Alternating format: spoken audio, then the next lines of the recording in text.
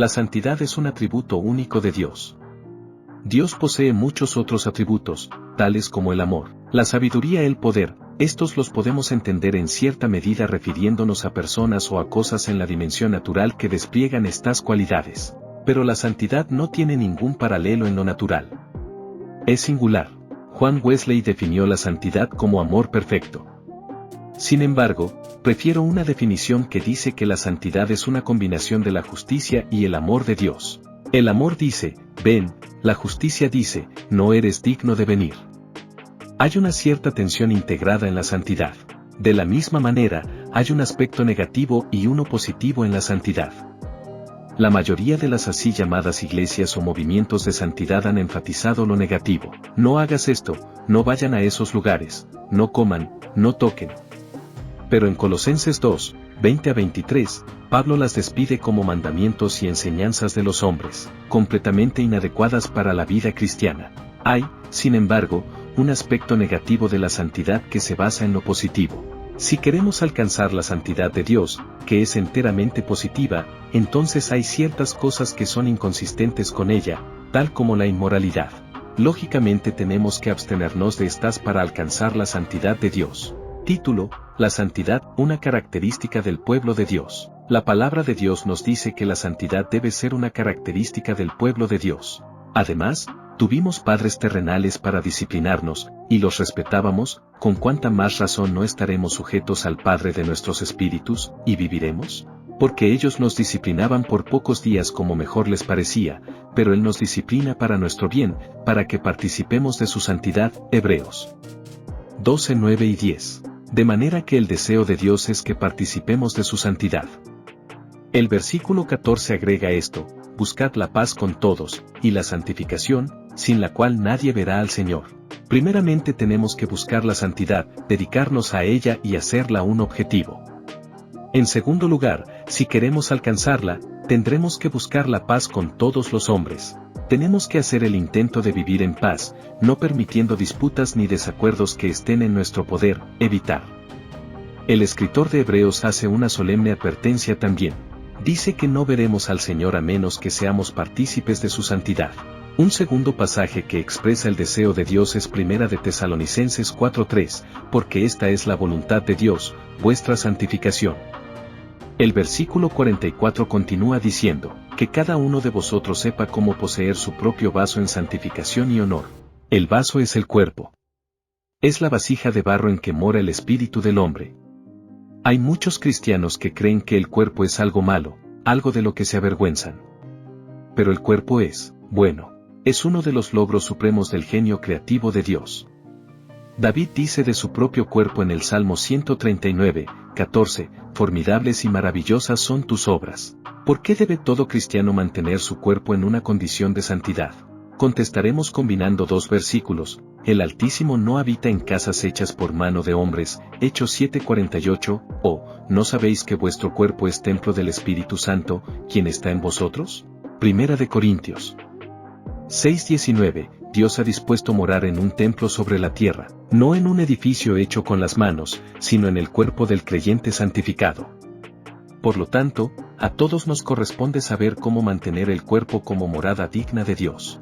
Título: Los agentes de la santificación. Hay 5 agentes en el proceso de la santificación. El primero es el Espíritu Santo. Sin él no tenemos esperanza de llegar a ser santos, porque Dios os ha escogido desde el principio para salvación mediante la santificación por el Espíritu. Segunda de Tesalonicenses 2:13. La iniciativa en la santificación, como en todo proceso redentivo, es de Dios y no del hombre. Comienza con la elección de Dios desde la eternidad. De allí en adelante, la secuencia de sucesos en el tiempo es como sigue: el Espíritu Santo comienza a ejercer su influencia en nosotros, nos separa del camino ancho de la destrucción en el que hubiésemos seguido sin él, nos presenta cara a cara con la verdad, Jesús mismo es la verdad, nos imparte fe para creer la verdad, y creyendo esa verdad entramos en la salvación. Pablo nos dice en Efesios 2:8 que somos salvos por medio de la fe, y que esta fe no viene de nosotros, sino que es un don de Dios que viene por el Espíritu Santo. En este sentido podemos definir la santificación como separados para Dios. En muchos casos el proceso comienza mucho antes de que el individuo venga a conocer personalmente a Dios. El apóstol Pablo decía que él había sido separado desde el vientre de su madre, Gálatas 1:15, Dios dijo a Jeremías que él lo había santificado antes de que naciese, Jeremías 1:5, Dios nos comienza a separar desde mucho antes que tengamos algún conocimiento de ello. Yo puedo ver en mi propia vida, aún antes de que conociese a Dios, su intervención soberana en la que detuvo ciertos cursos de acción en mi vida y cambió ciertos patrones de conducta. Primera de Pedro 1:2, presenta un cuadro similar del proceso. Escogidos, según la presciencia de Dios el Padre, la elección de Dios, hecha en la eternidad está basada en su previo conocimiento y nunca es arbitraria, nunca al azar, por la obra santificadora del Espíritu, el proceso por el cual el Espíritu Santo nos atrae a un lugar de confrontación con Jesucristo, para obedecer a Jesucristo y ser rociados con su sangre. El Espíritu Santo nos da la gracia de obedecer el Evangelio y cuando hemos obedecido, la sangre de Cristo es rociada sobre nosotros.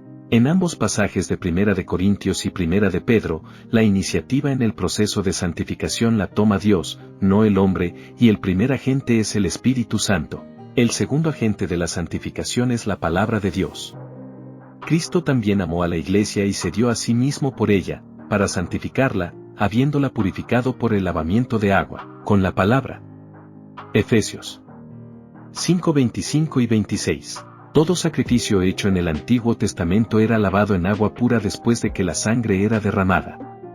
En el Nuevo Testamento, Juan 5:6 dice, que Jesús vino mediante agua y sangre. La última es la sangre redentora de Cristo, derramada en la cruz y la otra el agua pura de la palabra. Cristo nos redime por su sangre, luego nos santifica y nos purifica por el lavamiento de agua por la palabra. Jesús ora así al Padre por sus discípulos en Juan 17:17, santifícalos en la verdad, tu palabra es verdad. Una de las formas en que la palabra de Dios nos santifica es cambiando nuestra manera de pensar. El proceso es de adentro hacia afuera, no al contrario. La manera religiosa de alcanzar la santificación es alargando el vestido, cortándose el pelo, no usando lápiz de labios, etc. Pero Pablo dice, sed transformados mediante la renovación de vuestra mente, para que verifiquéis qué es la voluntad de Dios, lo que es bueno, aceptable y perfecto, Romanos 12:2. Efesios 4:23 dice también, y que seáis renovados en el espíritu de vuestra mente. El Espíritu Santo es quien hace esta renovación por medio de la verdad que es la palabra de Dios. A veces usamos la expresión lavado de cerebro con un sentido negativo. Sin embargo, sería apropiado usarla para describir la manera en que el Espíritu Santo renueva nuestras mentes, lavándolas con el agua pura de la palabra de Dios hasta que estén limpias. Yo mismo he experimentado este proceso de transformación interna cuando estuve sirviendo en el ejército británico en el norte de África. Enfermé con algo que los doctores no pudieron sanar en ese clima. Después de casi 8 meses en hospitales, clamé a Dios con desesperación. Entonces Dios me reveló su promesa de sanidad y de salud. Los dos pasajes claves que Dios me dio fueron el Salmo 107:20, envió su palabra y los sanó, y los libró de su ruina, y Proverbios 4:20 y 22, Hijo mío, está atento a mis palabras, inclina tu oído a mis razones. No se aparten de tus ojos, guárdalas en medio de tu corazón, porque son vida a los que las hallan, y medicina a todo su cuerpo. Así que decidí tomar la palabra de Dios como mi medicina 3 veces al día después de las comidas. Surtió el efecto que Dios había prometido, me dio sanidad y salud. Hizo más que eso también. En el proceso de absorber su palabra, ocurrió un gran cambio mental que yo no estaba esperando. Dejé de ser un filósofo convertido, pensando en generalidades vagas y abstractas. Los patrones de mi pensamiento fueron moldeados por la palabra de Dios. Comencé a usar términos como pecado y justicia, bien y mal, Dios y el diablo. Esto cambió a su vez mi manera de vivir. De esta manera la palabra de Dios me santificó cambiando mi pensamiento. El tercer aspecto en nuestra santificación lo encontramos en Hechos 26. Esta es la gran comisión que el Señor Jesucristo confió a Pablo cuando fue enviado a los gentiles, para que abra sus ojos a fin de que se vuelvan de la oscuridad a la luz, y del dominio de Satanás a Dios, para que reciban, por la fe en mí, perdón de pecados y herencia, entre los que han sido santificados. La fe es un elemento indispensable en la santificación. El Espíritu de Dios y su palabra nunca varían, pero es nuestra fe la que nos capacita para recibir lo que Dios ofrece a través de estos agentes. El proceso de la santificación será tan efectivo como lo permita nuestra fe. Hay, además, una conexión directa entre la palabra de Dios y nuestra fe, porque la fe viene del oír, y el oír por la palabra de Cristo, Romanos 10, 17. Mientras más escuchemos la palabra de Dios, más se expande nuestra fe y nos ayuda a apropiarnos de la provisión total que Dios ha dado para nuestra santidad. El cuarto agente es la sangre de Jesús. Hebreos 13:12 dice, por lo cual también Jesús, para santificar al pueblo mediante su propia sangre, padeció fuera de la puerta. Jesús derramó su sangre con un propósito múltiple. Uno fue para redimirnos y el otro para santificarnos o separarnos para Dios y hacernos santos. Es posible vivir donde el pecado y Satanás no nos puedan tocar porque estamos protegidos y santificados por la sangre de Jesús. Si andamos en luz como Él mismo está en la luz, tenemos comunión los unos con los otros, y la sangre de Jesús su Hijo nos purifica de todo pecado. 1 de Juan 1:7. Este pasaje usa el tiempo presente para indicar una acción continua. Si caminamos continuamente en la luz, continuamente tenemos comunión y la sangre de Jesús nos mantiene continuamente limpios. Permanecemos puros y sin contaminación porque vivimos en un elemento diferente a este mundo. Esto nos lleva a otro pasaje importante. 1 de Juan 5:18 dice, sabemos que ninguno que es nacido de Dios, peca, pero aquel que nació de Dios le guarda, y el maligno no le toca. Este reto es casi atemorizante. ¿Significa que una persona que haya nacido de nuevo nunca peca de allí en adelante? Otros pasajes, juntamente con nuestra experiencia personal, hacen que esta interpretación sea inaceptable. La clave para entender este versículo es ver que Juan no está hablando aquí de ninguna persona o individuo, sino de una naturaleza. No es el hermano Edgar o la hermana María la que no pueden pecar, sino la nueva naturaleza que cada creyente recibe cuando nace de nuevo. 1 de Pedro 1:23 dice que esta naturaleza nueva nace no de una simiente que se corrompe, sino de una que es incorruptible, es decir, mediante la palabra de Dios que vive y permanece. Hay un principio que nunca cambia en todas las formas de la vida. La naturaleza de la semilla determina la naturaleza de la vida que produce. Una semilla de manzana produce manzanas, no naranjas. La semilla incorruptible de la palabra de Dios produce una naturaleza que es como la simiente, incorruptible. Esta naturaleza es el hombre nuevo. Él es incorruptible. No peca. Esto no es cierto de cualquier individuo creyente, cuando se le considera en la totalidad de su persona, pero es cierto del nuevo hombre dentro de cada creyente. Esto concuerda con 1 de Juan 3:9 que dice, ninguno que es nacido de Dios practica el pecado porque la simiente de Dios permanece en él, y no puede pecar, porque es nacido de Dios. El lenguaje de Juan es aquí mucho más fuerte. No solo dice que no peca, sino que no puede pecar. La semilla incorruptible de la palabra de Dios que mora en él, ha producido una naturaleza como ella, incorruptible. El hombre nuevo no puede ser corrompido por el pecado. Esta interpretación es confirmada comparando tres pasajes diferentes. 1 de Juan 3:9 dice, ninguno que es nacido de Dios practica el pecado. Juan 3:6 dice, lo que es nacido de la carne, carne es, y lo que es nacido del Espíritu, es Espíritu. Finalmente, 1 de Juan 5:4 dice, porque todo lo que es nacido de Dios vence al mundo. Juntando estas tres escrituras tenemos un, ninguno, un, lo, y, un todo. No se habla de una persona o individuo, sino de la naturaleza producida en el nuevo nacimiento de cada creyente. Esta naturaleza es incorruptible y no se puede derrotar, no peca ni puede pecar. El curso que toma mi vida después que he nacido de nuevo, depende de cuál naturaleza me controla, el hombre nuevo o el hombre viejo. Si salgo derrotado es porque no estoy confrontando mi problema con el hombre nuevo. No se puede derrotar a la nueva naturaleza. Una señora que tenía una vida de victoria muy evidente contestó de la siguiente manera a la pregunta de cómo vencía las tentaciones: cuando el diablo toca a la puerta, dejo que Jesús le atienda. Cristo en mí es el nuevo hombre. Satanás solo puede tocar al hombre viejo. Dios creó a la naturaleza carnal del hombre del polvo de la tierra y cuando éste pecó Dios le dijo a la serpiente que su comida sería el polvo. La naturaleza carnal es la víctima legítima de Satanás, pero no puede tocar a la nueva naturaleza. El hombre nuevo no puede pecar, no puede ser corrompido, ni derrotado, ni tocado por Satanás.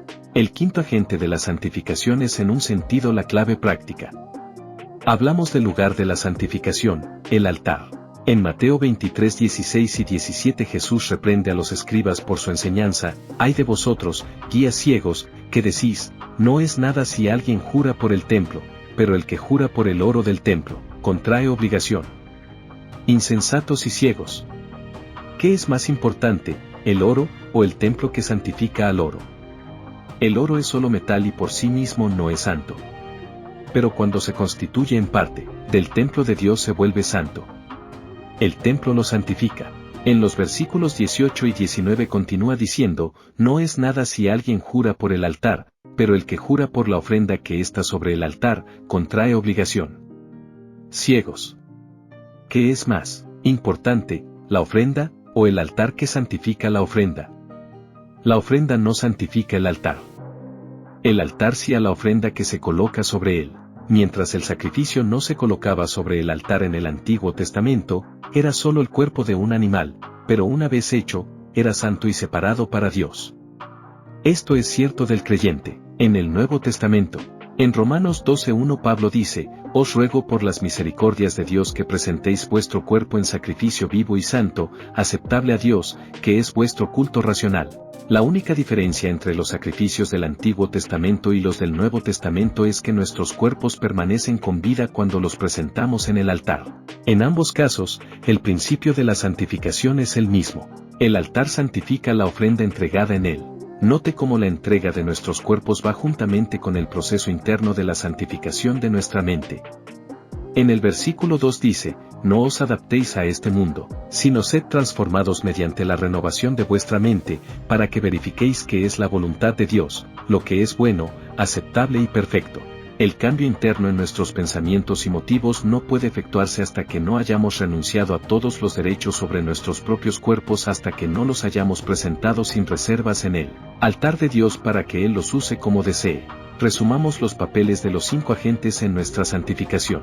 El Espíritu Santo nos atrae y separa para creer y obedecer el Evangelio. La palabra de Dios, como agua pura, lava nuestras mentes y cambia nuestros pensamientos y actitudes y los lleva a conformarse con las normas de Dios. Nuestra fe, que viene cuando oímos la palabra de Dios, nos capacita para apropiarnos de su provisión completa. Si continuamos en obediencia, la sangre de Jesús nos guarda en un lugar de separación para Dios, donde el pecado, ni Satanás nos pueden ensuciar o derrotar. Finalmente, el altar en nuestro servicio a Dios santifica el sacrificio vivo de nuestros cuerpos, al presentarlo sin reservas a Él. Con nuestras mentes así renovadas, percibimos y nos apropiamos de la perfecta voluntad de Dios para nosotros, que seamos un pueblo santo y apartado para Dios.